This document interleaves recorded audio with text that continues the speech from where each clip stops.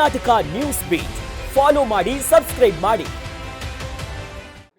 ಈಗ ಏನಂದ್ರೆ actually hero ಒಗ್ಗಟ್ಟುಗಳು ಅನ್ನೋದಕ್ಕಿಂತ ಏನಂದ್ರೆ ನನಗನ್ಸೋದೇನಂದ್ರೆ ಪ್ರಾಕ್ಟಿಕಲ್ ಆಗಿ ಹೇಳ್ಬೇಕು ಅಂತಂದ್ರೆ ನಾವೆಲ್ಲರೂ ನಮ್ ಸಿನಿಮಾಗಳು ಮಾಡಿದ್ರೆ ಸಾಕು, ಇಂಡಸ್ಟ್ರಿ ಉಳಿತದೆ.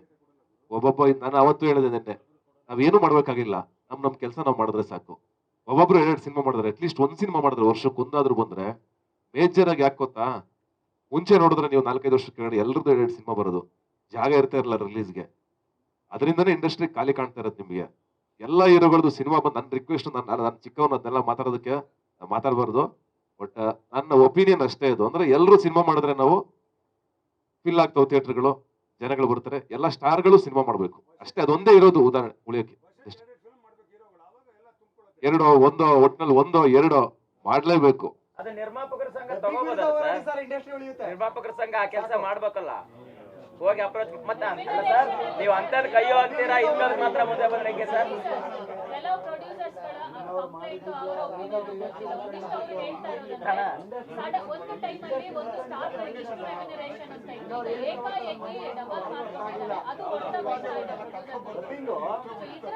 ನಾವು ಇಲ್ಲಿ ಅಫಿಷಿಯಲ್ ಆಗಿ ನಾವೇನು ಅದನ್ನ ಮಾಡಕ್ ಬರಲ್ಲ. ಈಗ ಇದು ಓಪನ್ ಮಾರ್ಕೆಟ್ ಸಿನಿಮಾ ಅನ್ನೋದು, ಇಲ್ಲಿ ಯಾವುದೇ ರೂಲ್ಸ್ ಅಂಡ್ ರೆಗ್ಯುಲೇಷನ್ ಗಳನ್ನ ಮಾಡಕ್ ಬರಲ್ಲ.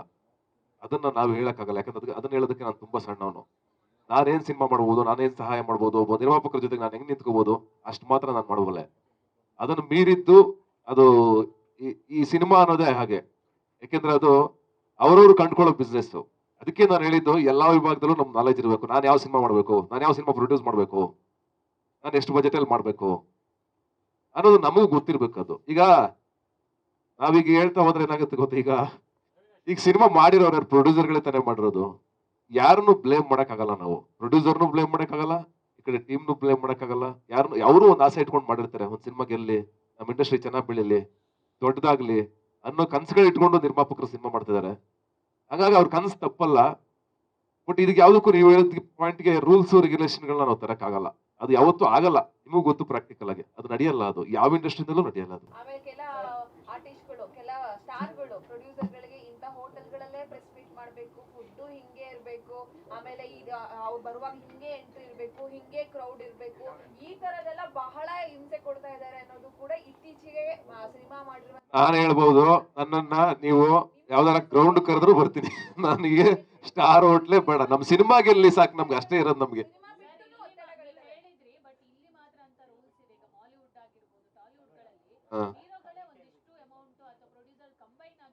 ನಾನು ಮಾಡ್ತಾ ಇದ್ದೀನಿ ದೀಪಿಕಾ. ಈಗ ಅದು ನಾವು ಈಗ ನೋಡು, ಅಲ್ಲೂವೇ ಇರುತ್ತೆ ದೀಪಿಕಾ ಅವ್ರು. ಏನ್ ಗೊತ್ತಾ ನಾನು ಹೇಳೋದು, ಅಲ್ಲೂ ರೆಮ್ಯುನರೇಷನ್ 10 ಕೋಟಿ ತಗೊಳ್ಳೋರು ಇರ್ತಾರೆ, 100 ಕೋಟಿ ತಗೊಳ್ಳೋರು ಇರ್ತಾರೆ, 10 ಕೋಟಿ ಸಿನಿಮಾ ಮಾಡೋರು ಇರ್ತಾರೆ, 1 ಕೋಟಿ ಸಿನಿಮಾ ಮಾಡೋರು ಇರ್ತಾರೆ. ಎಲ್ಲಾ ಕಡೆ ಎಲ್ಲಾ ತರದ್ದು ಇದೆ. ಅದು ಎಲ್ಲಾ ಸಿನಿಮಾಗಳಲ್ಲಿ ಅದನ್ನ ಆಕ್ಚುಲಿ ನೀವು ಚಾನಲೈಸ್ ಮಾಡ್ಬೇಕು, ಒಂದು ರೂಟ್ ತರಬೇಕು ಅಂದ್ರೆ ಅದು ತುಂಬಾ ಕಷ್ಟ. ಅದಾಗಲ್ಲ. ಅವ್ರವ್ರ ಮಾರ್ಕೆಟ್, ಅವ್ರವ್ರ ಸಿನಿಮಾ ಹೆಂಗ್ ಬೆಳೀತದೋ ಅದ್ರ ಮೇಲೆ ಅದು ಡಿಪೆಂಡ್ ಆಗ್ತಾ ಹೋಗ್ತಾ ಇರುತ್ತೆ. ಈಗ ಬರೀ ಹೀರೋದ್ ಹೇಳ್ತಾ ಇದೀರಲ್ವ ನೀವು. ಈಗ ಒಂದು ಆಡಿಯೋ ಕಂಪನಿ ಅಂತ ಅನ್ಕೊಳ್ಳಿ, ಖಂಡಿತವಾಗ್ಲೂ ಇದೆ, ಮಾಡ್ಬೇಕು ಸಿನಿಮಾ ಅಷ್ಟೇ. ಸಿನಿಮಾನೇ ಬಂದಿಲ್ವಲ್ಲ, ಸಿನಿಮಾ ಬಂದ್ರೆ ಜನ ಬರ್ತಾರೆ ಹೊರಡೆ. ನೀವು ಯಾವ ಸಿನಿಮಾ ಬಂದಾಗ, ನಿಮ್ಗೆ ಸ್ಟಾರ್ಗಳ ಸಿನಿಮಾ ಬಂದಾಗ ಜನ ಬರ್ತಾ ಇಲ್ಲ ಅಂತ ಹೇಳಿ, ಜನ ಬರ್ತಾರೆ. ಈಗ ಫಾರ್ ಎಕ್ಸಾಂಪಲ್ ಲವ್ ಮಕ್ಕಳು ಹಿಟ್ ಆಯ್ತು, ಈಗ ಟಾಕ್ಸಿಕ್ ಬರ್ತಾ ಇದೆ, ಈಗ ಅಯೋಗ್ಯ 2 ಬರ್ತಾ ಇದೆ. ಸ್ಟಾರ್ಗಳದ್ದು ಹೇಳ್ತಾ ಇದೀನಿ ನಾನು, ಅಂದ್ರೆ ಹೊಸ ಜನರೇಷನ್, ಹೊಸ ಹುಡುಗರ ಎಕ್ಸ್ಪೆರಿಮೆಂಟ್ ಗಳು ಹೇಳ್ತಾ ಇಲ್ಲ ನಾನು. ಸ್ಟಾರ್ಗಳ ಸಿನಿಮಾಗಳು, ಈಗ ದರ್ಶನ್ ಸರ್ದು ಮೊನ್ನೆ ಬಂದಾಗ ಎವಿಲ್ ಸಿನಿಮಾ ಬಂತು, ಅದ್ಭುತವಾದ ಕಲೆಕ್ಷನ್. ಎಲ್ಲಾ ಸಿನಿಮಾಗಳು ಕಲೆಕ್ಷನ್ ಬರ್ತಾ ಇದೆ, ಆದ್ರೆ ನೀವ್ ಹೇಳ್ತಾ ಇರೋ ಕಲೆಕ್ಷನ್ ಅಲ್ಲ. ಅಂದ್ರೆ ಎಲ್ಲರದ್ದು ಕಲೆಕ್ಷನ್ ಬರ್ತಾ ಇದೆ. ಹಿಟ್ ಆದ ಕಾಟ್ಯಾರ ಸೂಪರ್ ಹಿಟ್ ಆಯ್ತು, ಒಳ್ಳೆ ಕಲೆಕ್ಷನ್ ಬಂತು. ಸಿನಿಮಾ ಚೆನ್ನಾಗಿರ್ಬೇಕು, ಸಿನಿಮಾ ಚೆನ್ನಾಗಿದ್ದಾಗ 100% ಆಗುತ್ತೆ. ಈಗ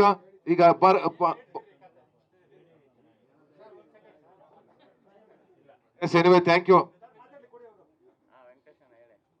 ಕಶ್ಯಪ್ ಅವರೇ, ಕತೆ ಚೆನ್ನಾಗಿರ್ಬೇಕು. ನಿಮ್ಮ ಕತೆ ಓಕೆ ಆಗೋದು ಹೀರೋ ಅಂತ, ಡೈರೆಕ್ಟ್ ಹತ್ರ ಅಲ್ಲ. ಸಿನಿಮಾ ಶುರು ಆಗೋವರೆಗೂ ನಿರ್ಮಾಪಕಂದು, ಸಿನಿಮಾ ಶುರು ಆದ್ಮೇಲೆ ಅದು ನಿಮ್ದೆಲ್ಲ. ಸೊ ಇವತ್ತು ವಾಸ್ತವದಲ್ಲಿ ಎಲ್ಲರೂ ಅರ್ಥ ಮಾಡ್ಕೋಬೇಕು.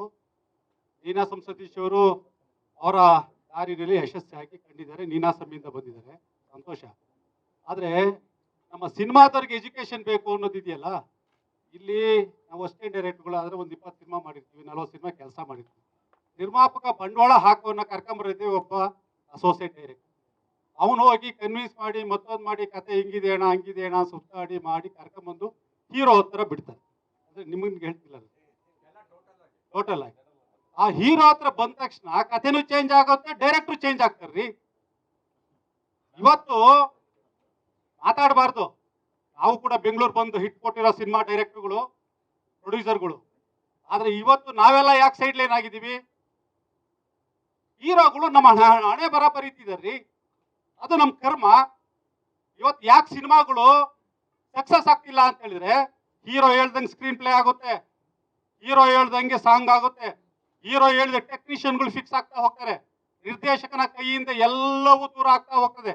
ಅವನೊಬ್ಬ ಅಸಹಾಯಕನಾಗಿ ನಿರ್ದೇಶಕ ಅಂತ ಅನ್ಸ್ಕೊತಾನೆ ಅಷ್ಟೇ ಬಿಟ್ರೆ, ಬಹುತೇಕ ಹೀರೋಗಳು ಎಲ್ಲವನ್ನು ಕೂಡ ತನ್ನ ಹಿಡಿತದಲ್ಲೇ ಇರಬೇಕು, ತಾನು ಹೇಳ್ದವನೇ ಆಗ್ಬೇಕು, ಆಯ್ತಾ, ತಾನು ಹೇಳ್ದವನೇ ನನ್ಗೆ ಶಾರ್ಟ್ ಕಟ್ ಹೇಳ್ಬೇಕು, ಎಕ್ಸ್ಪೀರಿಯನ್ಸ್ಗಳು ಯಾರು ಬೇಡ, ಹೊಸ ಪ್ರೊಡ್ಯೂಸರ್ಗಳೇ ಬರಬೇಕು, ಹೊಸ ಪ್ರೊಡ್ಯೂಸರ್ಗಳನ್ನ ಕರ್ಕೊಂಬರೋ ಕೆಲಸ ಡೈರೆಕ್ಟರ್ ಮಾಡಬೇಕು ಅಂತಕ್ಕಂಥ ಈ ದುಸ್ಥಿತಿ ಬಂದಿದೆಯಲ್ಲ, ಇದು ಕನ್ನಡ ಚಿತ್ರರಂಗದ ಕನ್ನಡಿ ಇವತ್ತು.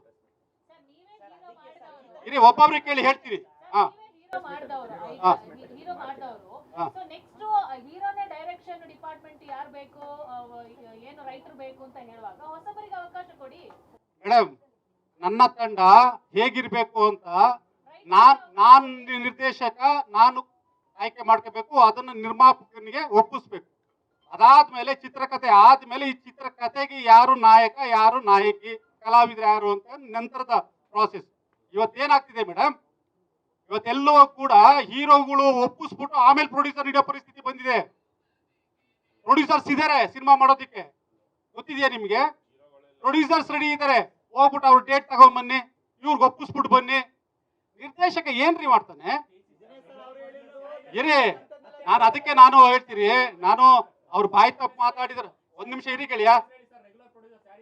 ಅದೇ ಇರಪ್ಪ, ರೆಗ್ಯುಲರ್ ಪ್ರೊಡ್ಯೂಸರ್ ಯಾಕಿಲ್ಲ? ಇರಿ ಹೇಳ್ತೀನಿ ಕೇಳಿ, ಇರಪ್ಪ ಇರಿ. ಒಬ್ರು ಇವಾಗ ನೀವು ಪ್ರಶ್ನೆ ಉತ್ತರ ಕೊಡ್ಲಾ, ಅವ್ರು ಕೊಡ್ಲಾ? ಪ್ರಶ್ನೆಗೆ ಅವರು ಕೊಡ್ಲಾ? ನಿಮ್ಗೆ ಹೇಳ್ತೀನಿ ಕೇಳಿ. ನೋಡಿ, ರಿಯಲ್ ಎಸ್ಟೇಟ್ ಅನ್ಬೇಡಿ, ಅರ್ಥ ಆಯ್ತಾ? ಬಂಡವಾಳ ಎಲ್ಲಿಂದ ಆದ್ರೂ ಬಂದ್ರು ಕೂಡ ಅದು ಚಿತ್ರರಂಗಕ್ಕೆ ಬೀಳೋದು. ಆ ರಿಯಲ್ ಎಸ್ಟೇಟ್ ಇಂದ ಬರುತ್ತೋ, ಮತ್ತೊಂದಿಂದ ಬರುತ್ತೋ, ಕಲಾವಿದರಿಗೆ ಹೋಗುತ್ತೆ, ತಂತ್ರಜ್ಞರಿಗೆ ಹೋಗುತ್ತೆ, ಸ್ಟುಡಿಯೋಗಳಿಗೆ ಹೋಗುತ್ತೆ, ಸಿನಿಮಾ ಶೂಟಿಂಗ್ ಹೋಗುತ್ತೆ, ಎಕ್ಸ್ಪೆಂಡಿಚರ್ಗೆ ಹೋಗುತ್ತೆ, ಒಕ್ಕೂಟಕ್ಕೆ ಹೋಗುತ್ತೆ, ಎಲ್ರಿಗೂ ಹೋಗುತ್ತೆ. ಹಾಗಾಗಿ ದುಡ್ಡು ಒಂದು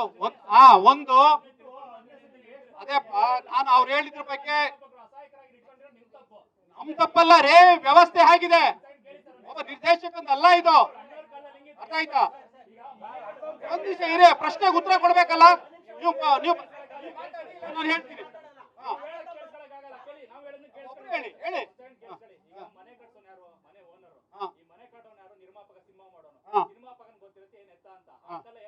ಒಂದ್ ನಿಮಿಷ ಇರಿ.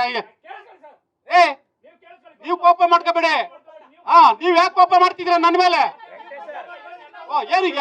ಹೌದು, ಹೇಳ್ತೀನಿ, ಕೇಳಿಸ್ಕೊಳ್ಳಿ. ಪ್ರಶ್ನೆಗೆ ಉತ್ತರ ಬೇಕಾ ಬೇಡ ನಿಮ್ಗೆ? ನಿಮ್ ಕೇಳಿಸ್ಕೋಬೇಕಾ, ಉತ್ತರ ಬೇಕಾ? ಹೇಳಿ. ಒಂದ್ ಪ್ರಶ್ನೆ ಕೇಳ್ಬಿಟ್ಟು ಹೇಳಿ. ಯಾರು? ಅದಕ್ಕೆ ಬರ್ತಾ ಇದ್ದೀನಿ ಗೆಳೆಯ. ಅದನ್ನ ಇರಿ, ಯಾಕೆ ಬ್ಯಾಟಿಂಗ್ ಮಾಡ್ತೀರಾ? ನನ್ನ ಪ್ರಶ್ನೆ ಇದೆ, ಹೇಳ್ತೀನಿ. ನೀವ್ಯಾಕೆ ಬ್ಯಾಟಿಂಗ್ ಮಾಡ್ತಿದ್ದೀರಾ? ಒಂದ್ ನಿಮಿಷ. ಕರೆಕ್ಟ್. 4 ಜನ ಕೇಳಿದ್ರೆ ಯಾರಿಗೂ ಉತ್ತರ ಕೊಡ್ಬೇಕು? ಅಟ್ಯಾಕಿಂಗ್ ಅಲ್ಲ, ಉತ್ತರ ಕೊಡಕ್ ಬಿಡಿ. ಉತ್ತರ ಕೊಡೋದು ಬೇಡವಾ? ಅದನ್ನ ನಾನು ಹೇಳ್ತಿರೋದು ಮೇಡಮ್. ನಾನು ಹೇಳ್ತಿಲ್ಲ, ನನ್ನ ನೋವಿದೆ, ನನ್ನ ಚಿತ್ರರಂಗದ ನೋವಿದೆ, ನನ್ನ ನೋವಲ್ಲ ಇದು. ಇರ್ರಿ ಒಂದ್ ನಿಮಿಷ, ನನ್ನ ನೈತಿಕತೆ ಬಗ್ಗೆ ಬರಬೇಡಿ ನೀವು. ಅವ್ರು ನಿಲ್ಸಿ, ಅವ್ರಿಗೆ ಪ್ರಶ್ನೆ ಕೇಳಿ ಅಷ್ಟೇ, ನನ್ನ ವೈಯಕ್ತಿಕ ಹೋಗಿ ಬರಬೇಡಿ ನೀವು, ಅರ್ಥ ಆಯ್ತಾ? ನಾನು ರೇಗ್ತಿಲ್ಲ ಮೇಡಮ್, ನಿಮ್ಗೆ ರೇಗ್ತಿಲ್ಲ. ಸಮಾಧಾನ ಕೇಳಿ, ಸಮಾಧಾನ ಕೇಳಿ ಹೇಳ್ತೀನಿ, ಆಯ್ತು? ಪ್ರಶ್ನೆ ಇದೆಯಲ್ಲ, ಸರಿ ಅಮ್ಮ. ಹೌದು, ಜರ್ನಲಿಸ್ಟ್ಗಳು ಒಬ್ರು ಕೇಳಿ, ಪ್ರಶ್ನೆ ಉತ್ತರ ಕೊಡ್ತೀವಿ. ಅವ್ರು ಮಾತಾಡುವಾಗ ನೀವು ಕೇಳ್ತೀರಾ, ನೀವು ಮಾತಾಡುವಾಗ ದೀಪಿಕಾ ಕೇಳ್ತೀರಾ, ಆಮೇಲೆ ಇವ್ರು ಪ್ರಶ್ನೆಗೆ ಉತ್ತರ ಕೊಡ್ಬೇಕಾ ಬೇಡವಾ ಸರ್? ನಾವು ಪ್ರಶ್ನೆ ಉತ್ತರ ಕೊಡ್ತಿದೀವಿ.